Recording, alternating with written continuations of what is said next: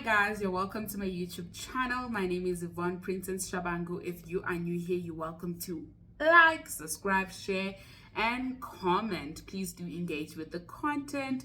I come back again with another book review. We are reviewing Never Split the Difference, Negotiating as If Your Life Depended on It by Chris Voss with Talraz. This is a beautiful book. This is an awesome book. Before I go into this book review, guys, I know you missed Employment Wednesdays. I know this very well. But make sure that we keep the numbers higher and upper, right? Make sure that we're still sharing. Make sure that we're catching up. If you need to rewatch, re-listen, please do so. If you don't have time to sit and watch on YouTube, make sure that you're listening into Employment Wednesdays on all podcast platforms. We are there. Please rate it. Okay, we are coming back soon. It's just 2 more weeks to go. First week of September, the first Wednesday of September, we are back in and we are back with another bang, right? So let's go into reviewing this book. This is an amazing book for a person that wants to learn how to do life fairly, learning how to communicate better, learning how to communicate better in relationships, in business, in your profession, in your friendships, whatever space that you're in. This book helps you understand how to communicate better as an individual, and it helps you understand how to communicate better with the next person, and also it helps you be a better negotiator, whether it's for a job opportunity or business deal, whatever it is. This will help you negotiate better, and it will help you understand people in a different form, because it teaches a lot on communication, teaches a lot on conflict resolution, it teaches a lot on negotiating, and it teaches a lot on principle as well as a person, because many times when we're thinking negotiating, we're thinking let's rip this person off, but this book teaches fair negotiating techniques, that help you learn, and that also help the person that you're negotiating with learn, right? More than anything, I think this is a life lesson book, because the principles that I learned in this particular book are principles that you can apply in your day-to-day life and in your real life. So it's not just limited to negotiating. So if you see the title and you're like, oh my god, negotiating, I'm not a negotiator, I don't need this book, honey, you need this book. If anything, I would recommend that you buy this book. Like, you need this book.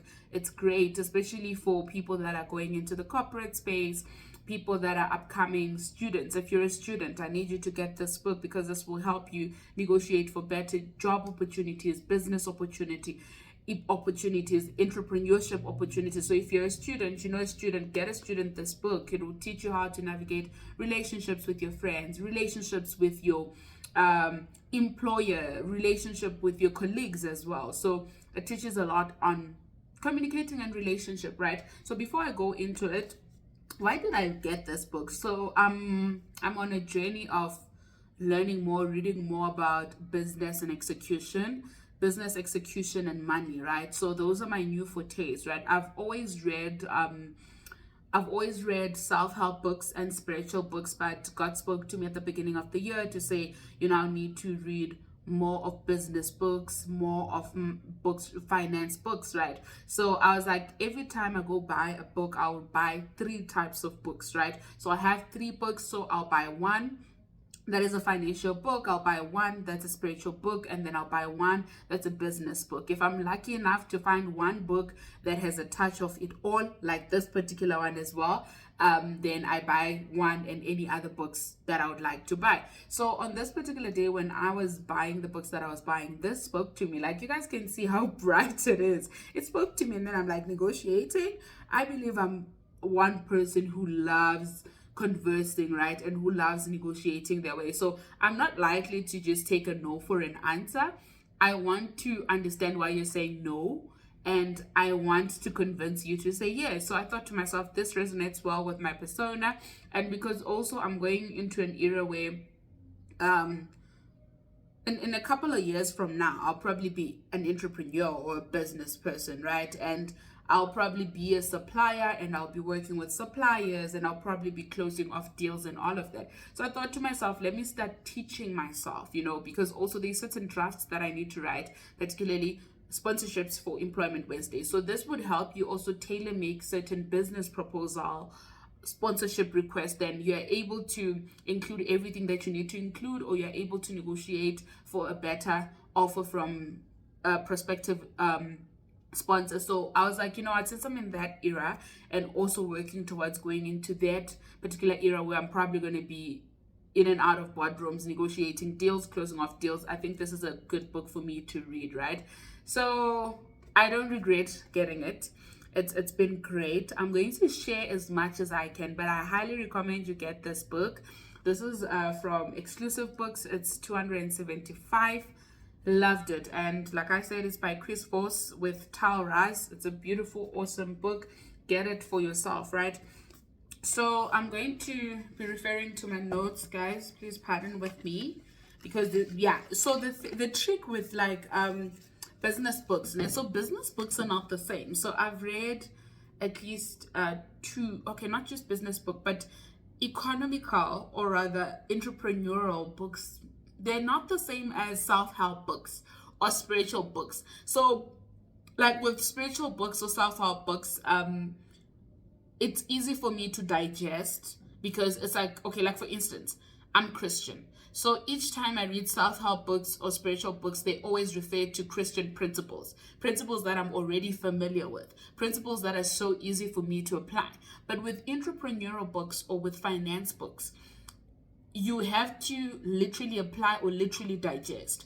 So you have to digest and apply, but also how you apply, it's not just by reading and moving on. It's also by looking for situations in your life that require the application of the strategies and the tools that are being given. So that's why I wrote out some things down, and also that's why this book actually took me a bit of some time. It took me over a month to read, because my digestion of business book or finance book or entrepreneurial books, it's not as fast as I digest self-help and spiritual books. So I really hope sooner or later I'll be able to read like your entrepreneurial books, business books, or intellectual books faster as I read like your self-help or your spiritual books, right? One of the biggest lessons that I have learned from this particular book is we all have a bias, guys, and we run away from this. Every time we're like, no, I'm going to pick this particular person because they have no bias.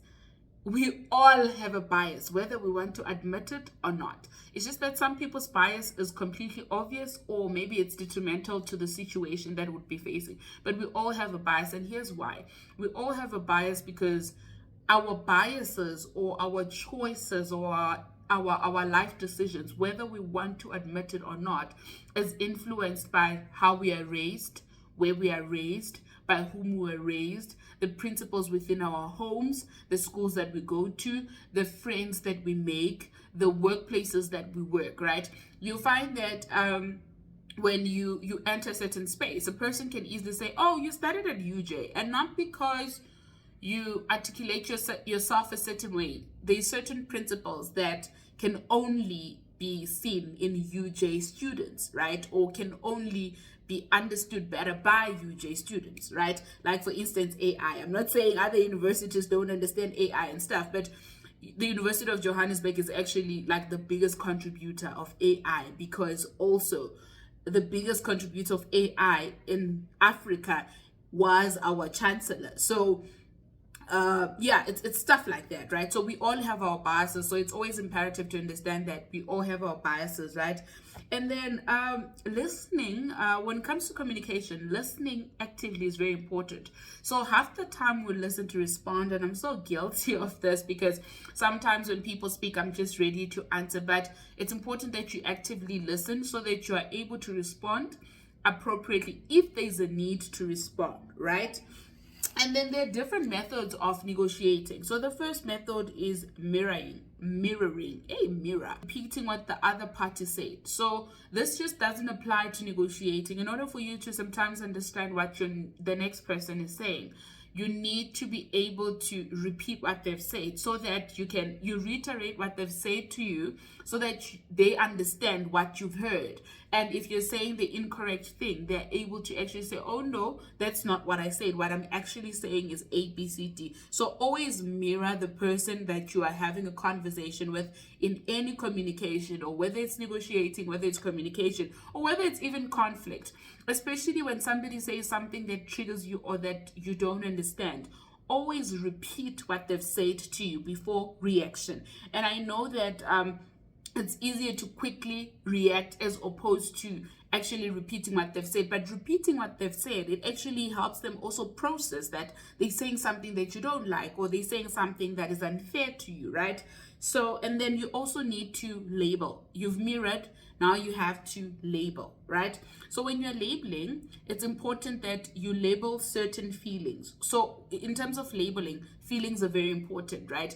So this is how it'll work. So if a person says certain things, right, you need to be able to point out how they're feeling about those things, and also then reiterate to say, okay, you're saying this and this made you feel a certain way. When you communicate like that with people, people tend to feel heard.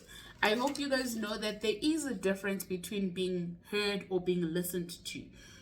Being listened to is just a matter of speak and finish so that I can respond. But being heard is actually being understood what you're saying, right? Saying, okay, I acknowledge what you're saying and I understand how you're feeling. And I'm sorry that you feel like that, if there's a need to say, I'm sorry, you know? And then also emotions are very important, as it helps you empathize and sympathize and reassure the other party that you understand their circumstance, the example that I made. So you are able, when you're labeling, you're able to actually make the other person conscious of the fact that you hear them and you're with them, right? And then also you need to always ensure that you acknowledge even if you don't agree. So half the time, because we don't agree with stuff, we tend to counter whatever is being said. But a good way of communication, instead of just countering what a person is saying, acknowledge what they're saying. Acknowledge that, okay, maybe this dupe looks good on you, but I don't agree that I should wear it as well, you know? But acknowledge the next person so that they understand that you are in the conversation together. And then tactical silence. Always put in that silence in between, right? So always take a pause in between. Don't rush into conversation or rush into responses or rush into saying stuff. Always take a pause a bit. You pausing also gives that next person the time to think through what they would have said or what you would have said to them, right? And then also, empathy does not require you to agree with whomever you're talking to. That's the thing. And many times we think just because a person is saying an opinion that we don't agree with, we have to be hostile, we have to be violent towards them, we have to be harsh. No, no, no. Empathy does not say agree. Empathy says you hear them, you acknowledge them. And then you can still say, oh no, I hear you, I acknowledge you, but the actual fact on my end, this is what I'm saying, right? And then beware of yes. Don't just be a yes person. You know, in between, don't just be agreeing to things, especially in communications. Don't be a yes girl. Your standard answer should be no. I know that sounds harsh, but your standard answer should be no. And this will help you think things through. Usually when you say yes to everything, right, you create an expectation, you excite a person, and when you have to go back and say no, there is disappointment, and usually disappointment does lead to resentment. But if your standard answer is no, a person can be disappointed at first, but you can always go back to them after thinking it through and saying, okay, I've thought about this, actually I agree with you, let's do this, let's close off this deal, right? When you receive a no, don't be quick to be upset about it, right? Always remember that no gives you an opportunity to establish what is needed and what is required of you. So if you apply for a job, I'll speak about this from a career perspective because I'm a career enthusiast, right? Or from a money perspective because I'm a newly or fresh money enthusiast, financial education enthusiast, right? So if you think about it, you apply for a loan at the bank. When they say no, don't be quick to be discouraged or be quick to say, oh no, the world is against you and all of that. The first thing that you do when you receive a no, understand why you got that no. Chances are, if your loan was rejected, you can't afford it. Chances are, if your loan was rejected, you've got bad money habits. So this gives you an opportunity to go back and go back to the drawing board and fix your money habits. And then later on, if you really need that loan, then you can always go back and apply for that loan. But when you get a no, don't be quick to be upset about that no. It gives you an opportunity to also redesign, reimagine, restructure. From a career perspective, when you get that rejection email for a job, don't think and make it about you to say you're not good enough and all of that, but think about, okay, why did I get this rejection? You know, if it's because maybe there was a high volume number of people that are applying for a job, ask yourself, okay, those people that are applying for jobs, what is it that they're doing that I'm not doing? I'll take, for example, when I was applying for jobs, every time I tell people about the Yellow Pages, they're confused, which means many graduates or many young people or many people are not using Yellow Pages to apply for a job. That's a different thing that I'm doing. So say, okay, Yellow Pages, then you go into your industry. Companies in the mining industry, it'll give you all the mining companies in all the mining companies in whatever province you want. Mining companies in Gauteng. You Google, you get the list. Then you start calling these mining companies. If they close range from your place, you go there, you do door to door. So always ask yourself why they're saying no, but don't personalize it and take it personal, because usually a no is an opportunity for you to grow, a no is an opportunity for you to do better, a no is an opportunity for you to expand, right? It allows you to re-examine, it allows you to readjust, and it gives you the opportunity to excel, you know, to do better. You will see this even in idols. There's people that were not chosen, but they kept coming back. Miss South Africa 2024, you see that there's people that actually came back. You don't win in 2022, but you win in 2024. You don't win in 2021, you win in 2023. I feel like it's always important to not take a no personal. You know, the worst that could happen is you getting a no, but a no is an opportunity for you to grow. A no is an opportunity for you to expand, you know. And when I say find out why they say no, you can ask the person that's giving you that big no, but sometimes it's entirely up to you to do the research. Or maybe you're not even ready for that opportunity, you know. Or sometimes people are saying no because they don't have capacity, you get. And then also, no is the start of a negotiation again. Like I said, when you get a no, it's a beginning. It's not the end. Half the time we interpret no as the end. But no is actually the beginning of your biggest break. Get that in your mind. Let me say it again. No is the beginning of your biggest break, because it allows you to go back, re-examine, readjust, reimagine, restructure, and deliver and actually excel. Okay, it gives you that opportunity, right? And then also give the next person the permission to say no, right? And this is why I'm saying when you get a no, don't be so quick to be upset about you receiving that no. Whether it's in relationships, whether it's in jobs, it's in business, always give the next person the permission to say no. And here's why. When a person knows that they're able to say no, they feel safe, they feel calm, they don't give you a counterfeit yes, they don't feel cornered, they don't feel forced to say yes. When you enter a space, come with your idea, but say, I'm happy for you to say no. I'm happy for you to not take this route.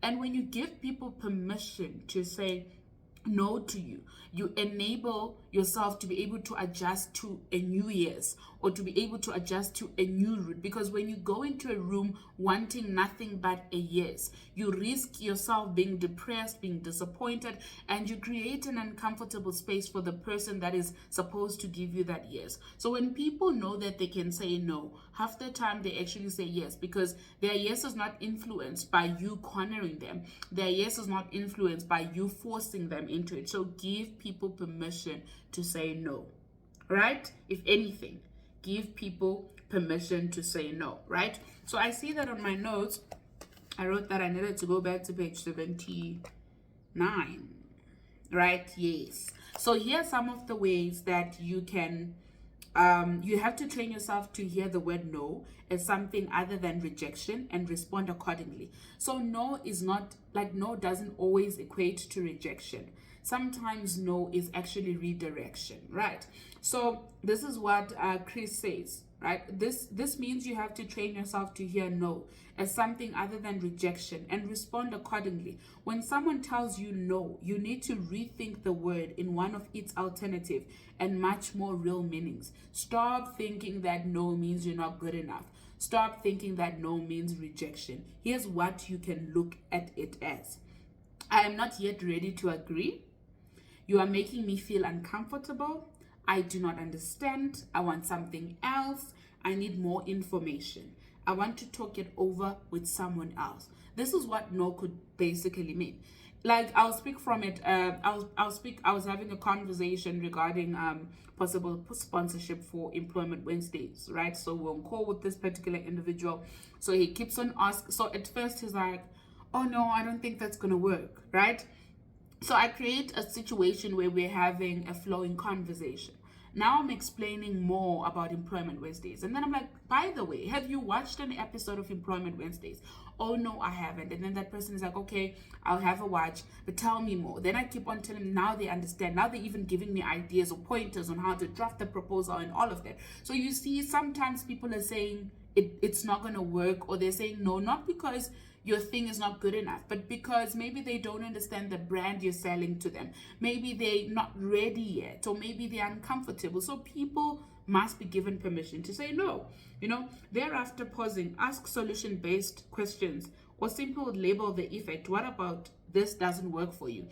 So instead of taking it personal and taking it as rejection, always ask, what is it about what they're saying no to that you're giving them doesn't work for them? Also, make sure that you're thinking out for them. If a person says, like for instance, when I write to a guest and I say, please come to Employment Wednesdays on such a date, and then they don't respond, then I send another email and I say, hey, blah blah blah, alternatively at your availability. Then that person knows that they have room to actually select a different date, or when I say, okay, if this aligns with your brand, or if you're keen, then you're giving that person the option to say yes, the option to say no, or the option to actually tell you what they prefer as opposed to what you're offering them. So yes, guys, it's very important, right? It's very important that you know that people saying no to you, it's nothing personal, man. It's really nothing personal, right? And then also you need to know that there are 3 types of yeses. The first yes is the commitment yes. The second yes is the counterfeit yes. And the third yes is a confirmation yes. And the yes that you should be fighting for is the confirmation yes. Never ever force people to say yes, because chances are they're giving you a counterfeit yes. And the problem with the counterfeit yes, you'll be excited in that very moment, and then later on it's going to give you problems. It becomes a liability. It becomes a whole burden to you. So always make sure and confirm that this is an actual yes, a confirmed yes. And then a committed yes, it means a person is committing to whatever that you're asking them to, but they still need to confirm, So it always make sure that it passes from the stage of counterfeit, goes to committing. From committing, it goes to confirmed. The confirmed yes, saying yes, that's right, meaning we're in it together. Yes, this can work for the both of us. Like, make sure that whoever is offering you something, or whoever you're offering something to, has a confirmed yes, right? And then so there are 6 important steps, right, that we need to always have in mind when we're communicating or negotiating with other people, right? We must always have effective pauses, which means that instead of just always jumping on responses, always ensure that there's silences in between, not to make the whole conversation awkward, but to give room and space to think. They're saying that think before you speak. And then have minimal encouraging. This shows that you're paying attention, right? So don't always push people to say more, push people to say no. Be attentive and listen more, right? And then you mirror, also repeating what a person has said. It shows that you're listening. It shows that you're paying attention, right? And then labeling, which means understanding how you're making a person feel, understanding how they're making you feel. Labeling that almost helps you direct the conversation or pivot it into the direction that is much more comfortable, much more adaptable or flexible. I hope I make sense. And then also paraphrasing. So paraphrasing shows you that you understood what a person is saying. We learn paraphrasing, like I think from high school level, they would give you like a comprehension and say summarize. So when you have to summarize, it's almost as if you're paraphrasing. Say it, but say it in different words. And then after paraphrasing, summarize. Say what they've said, but in the shortest form, showing that you've understood. It shows that you understand and you sympathize with them, right? So these are the 6 important steps of negotiating: effective pauses, minimal encouraging, mirroring, labeling, paraphrasing, and summarizing, right? And then always make sure that you have unconditional positive regard for the person that you're communicating with, right? Show it, which means that you need to show people that you understand them, regardless of who they are, what they do. Show regard for them. Strive for what's right instead of a yes. So instead of pushing people to agree with you, instead of pushing people to say yes to what you're asking for, always strive for what is right.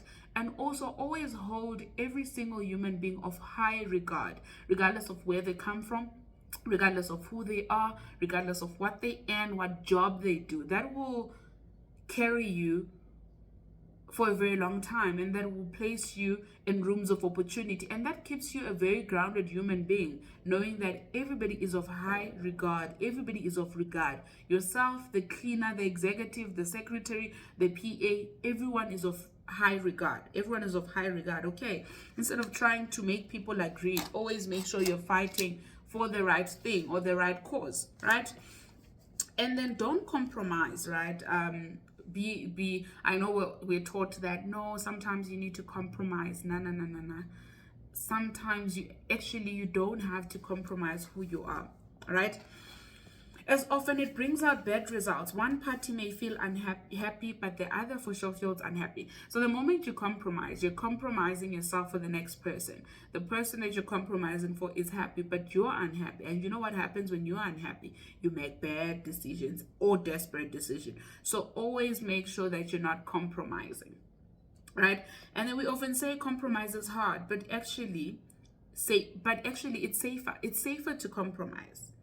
It helps us deflect from doing the actual hard stuff. So the reason why you're compromising by not telling that person the truth, it's because you're actually avoiding from what may come out of the truth, right? So many times you think compromising is hard. It may have its own type of hard, but what's harder is what happens if you don't compromise, right? You're almost afraid or in fear, or you're anxious of facing what will happen if you don't compromise. An example, a relationship. You feel like if you're not compromising yourself, you will lose that person. So what's harder is losing that person, and you'd rather be safe than sorry, right? And then when negotiating, right, timelines and deadlines are very important to consider, as they can easily trick you into believing that a deal must be concluded right now. Guys, I had a conversation with the Christian girlfriends, right? So we're having a conversation, we're talking about emotions, and one of the things we discussed was never to make a decision out of excitement or out of emotion, right? And here's the thing about negotiating or communicating: never make a decision because you're chasing a deadline. So don't do stuff because, oh, it's going to close on the 12th. You're likely to submit mediocre, or you're likely to put yourself in a compromising position, and you're likely to end up making bad decisions if you have placed yourself in a compromising position, right?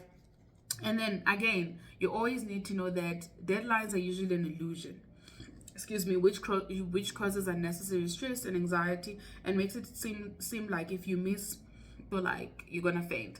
Chances are, one thing I realized, especially about being in corporate, right? You're given a deadline, right? To see that deadlines are a trick, right? Just to get the job done. You're given a deadline by a client, right? Maybe you're working with a senior within the office, right? Who gives you a deadline to say, hey, can you give us drafts by such a date, right? They're giving you a deadline. And then on their end, they have their own personal deadline, which is after you have submitted. You submit. And then they probably communicating with somebody more senior, an exec or whatever, who also has a different deadline, which is personal to them. So they will give senior deadline, but have their own personal deadline, which is after senior has submitted. So you realize that dates are actually not what makes the whole thing. Deadlines are not what makes the deal. Dates are not what makes the deal. It's good to set a date. It's good to have a date, right? Especially in particular instances. But in certain instances, you need to understand that instead of looking at a date or being pressured by meeting a certain target by a certain date, right? It's important that you look at the quality, do quality assurance of the deal that you're trying to make. Do quality assurance of the goal that you're trying to achieve. So it's like, would I rather lose weight in 5 days and be a size 32 and be sick in the next 7 years? Or would I rather lose weight within a year and not be sick at all? You get what I mean? So as you put these timelines or these dates, be mindful that they don't have a lot of the bearing. The processing of whatever you're trying to achieve is what's important, right? And then always important, rather work with the deadline. Don't set a deadline. Rather work with the deadline that your counterpart has given you, the person that you're negotiating with, but don't put a deadline on yourself, right? And then he gives steps by 7 Cohen steps, which are always great. The deadline is a secret. Your deadline is a secret from your counterpart. So don't give your deadline so that they can stay wondering, thinking that you have to actually close off the deal right now, but only to find out that it's okay even if you close it next year, right? So yeah, also when you approach a negotiating by saying or thinking that other guy thinks like you are not being empathic, you are projecting. Oh yes, I love this. So when we approach negotiating, right, or negotiation or a conversation, right, having hard conversations always seem like negotiating, right? So when you approach a conversation, never approach it from a perspective that the next person thinks like you. So be expectant of a different perspective, right? Meaning that you're okay with the person deviating from your thought process. Because if now you enter negotiation or you enter a conversation with an idea that the next person thinks like you, then you're projecting. When I read this, I was like, most of the time we're projecting, because I struggle with people that don't think alike. I'm like, oh my God, why don't you think like me? Why aren't you thinking as fast? When I'm actually projecting, and it's not a good thing. So if you're gonna go into a conversation, especially a conversation of resolution, always make sure that you're not projecting. Always make sure that you think things through. Always make sure that you let the next person be. You let them be whomever they would like to be, right? And then he also talks about how there's a thin line between empathy and projecting. Always check yourself. It's important to check yourself, whatever you do, right? And then he also expresses how we are all emotional and irrational, including men. I know society says women are emotional. Women are not logical, and we are all emotional. It's just that maybe women have a high rate of inability to manage their emotions. But honey, men, gent, wherever you are also an emotional human being. You're also irrational. You're not as logic as you think you are. I know I sound like I'm trolling, but every decision we make, every choice we make, whether we think it's logical or unlogical, whatever we think it is, it's from a place of emotion. Whether it's a happy place, whether it's a calm place, whether it's a place of limbo, but we are all emotional. We are all irrational to a certain extent. The difference is that some people can manage their irrationality, some people can manage their emotions, but some people can't. And it seems like society has made a decision that a large number of women cannot manage their emotions. But you two are emotional, man. Emotion and logic are not synonymous. They're not the same words. I don't know why, especially men, like comparing emotion and logic. Doesn't make sense. Those are two different words. You can be logical and emotional.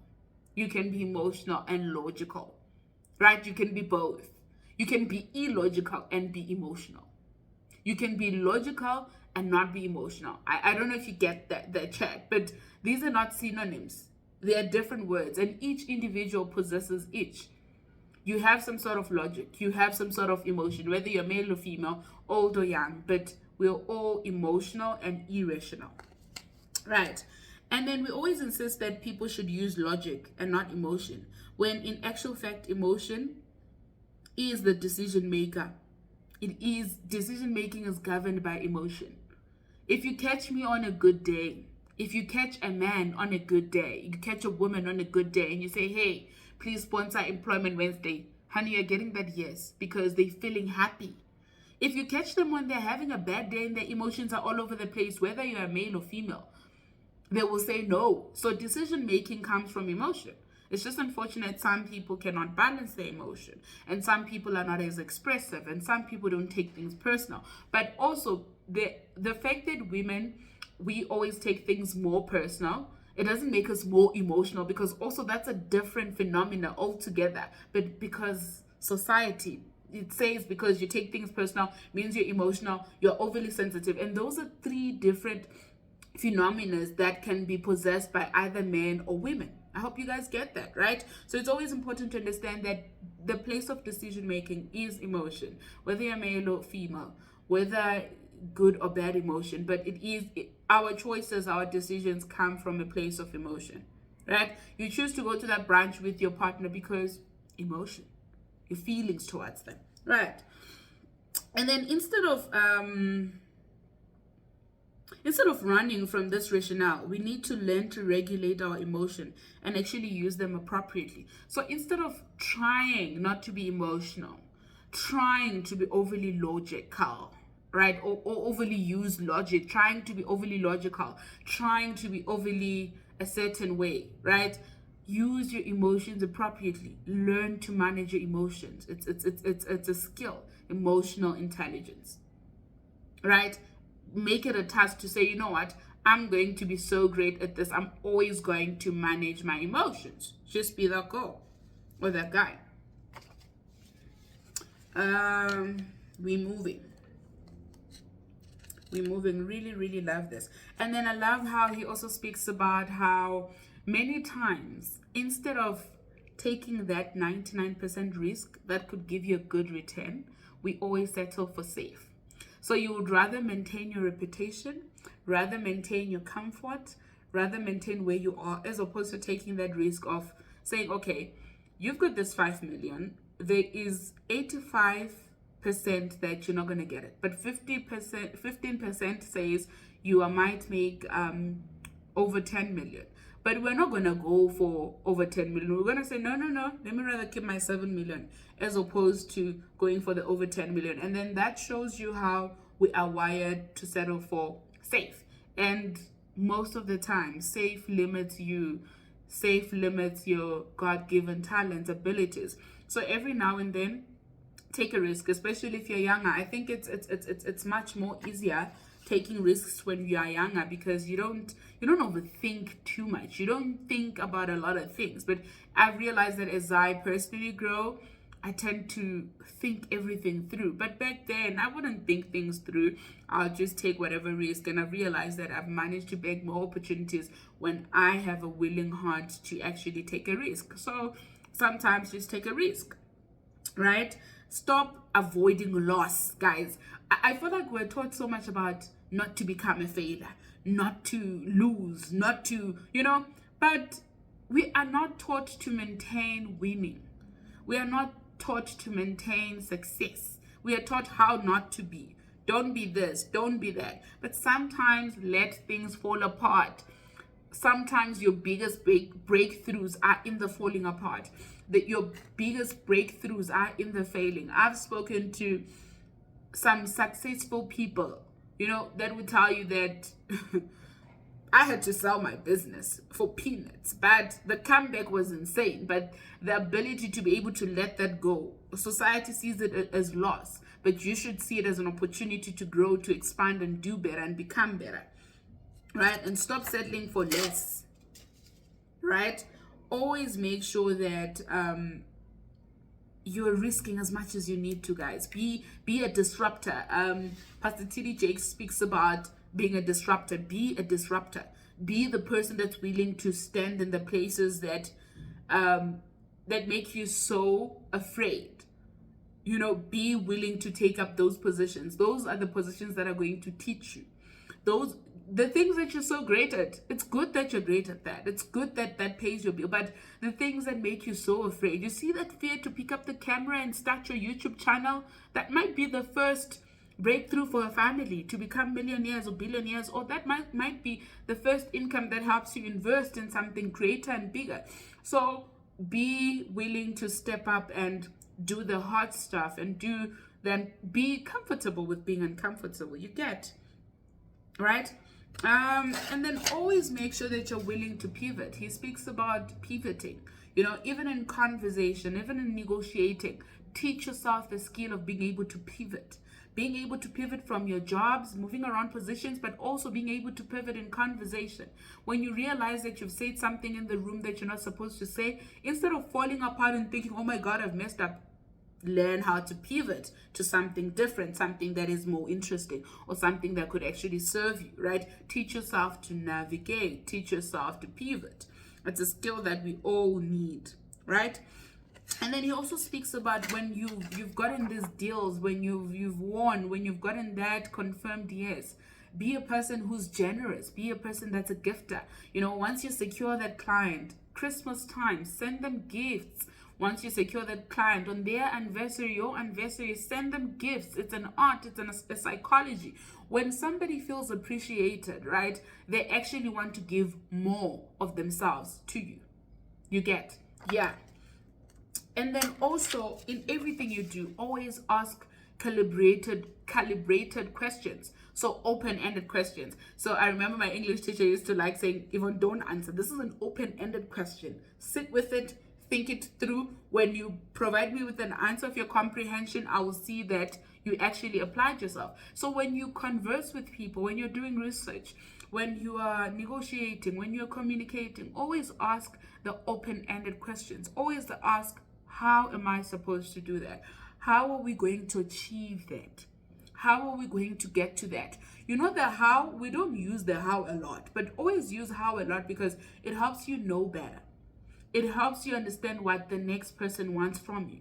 In job opportunities, in job interviews, in job positions, always ask, how does a person get to exec, if that's what you want? Then they will articulate it to you. They will tell you how you get there. Now you have the information, right? What does it take? Ask yourself how, what, and ask the person that you're conversing with, right? And the benefits of asking calibrated questions or open-ended questions is they're very educative. They're problem-solving method, right? So the person that you're asking also gets to think, to say, oh, I'm asking them to do this. Is that even a possible thing? How are they supposed to achieve this? Right? So it's educative for you, and it's also educative for them, right? And it's a problem-solving method, right? My goodness, guys, I still have a lot of notes. Like, I think I've gone in too much. Anyway, before I close, because if I go in, you guys are not gonna get the gist of the book. So I need you guys to get the book and all of that. But another one of the most important things that you need to know in all that you do, always know more about the person that you're in the room with. Their religion, it's important, right? The things that they're interested in, their goals. It's important to know that, because people gravitate towards more working with people that they feel they're similar with, or people they feel that understand them. So when you are in that room, when you're negotiating, always make sure that you've done thorough research. Always make sure that you also always ensure that you're a person that's adaptable, that's flexible. Always go into that boardroom, into that deal, into that conversation as a novice, as a beginner. Be that person. Don't be an expert. Always keep your mind at balance, where you say, I'm great at this, but when I'm going into that room, I'm willing to know. Use the black swan method. Know the unknowns, right? Know the things that you feel like are minor, the things that you feel like, this doesn't matter, right? Be that person. Tell yourself that I'm this person. I know this so well, but I'm willing to learn. I'm a beginner. If you have a beginner mentality, you always get more out of negotiations, out of life, out of friendships, out of relationships. So don't always go in with the star or superstar energy or big girl energy, that type of energy.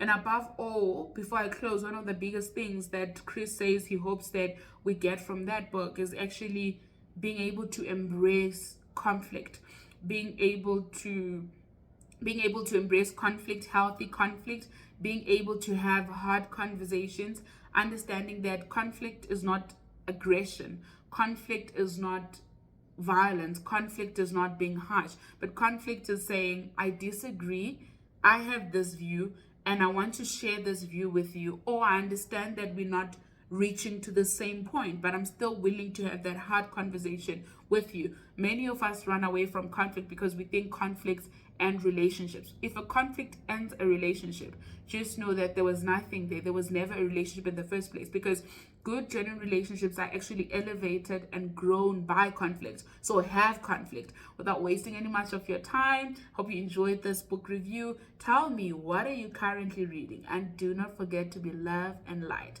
God bless you.